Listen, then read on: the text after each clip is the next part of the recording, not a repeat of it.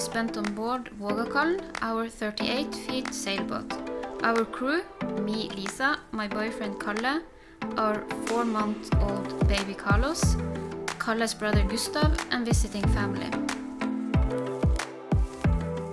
We left Bodø heading for Landegode, the good land.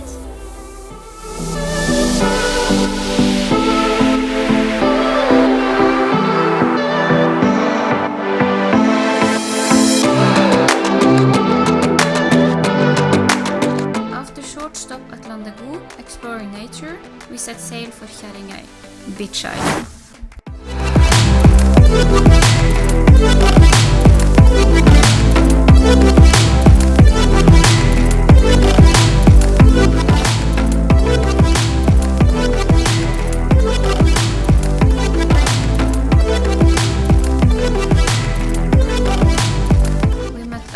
Mom and Dad. On Kjerringøy, we visit the old trade center, preserved from the 17th century.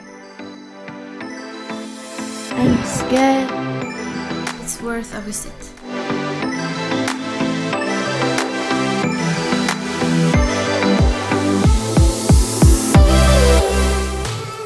From the harbor, we gazed upon our last summer's climbing adventure, Strandotinn.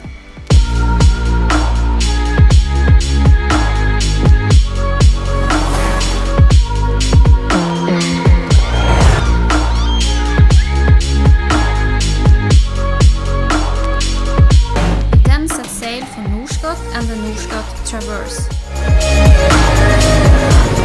Det går bare bra. Du nettopp våkna. Hæ? Har jeg sovet som en stein mens vi seilet over fra Kjerringøy til mot Steigen? Ja?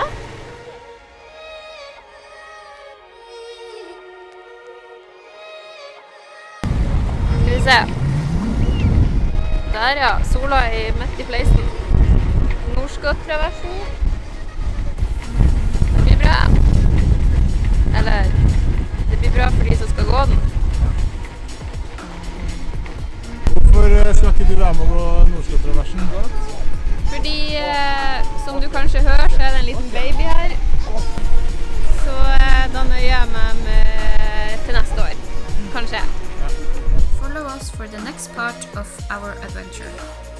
Norskott Traverse, Steigen kitesurfing and freediving, Lofoten family time and climbing.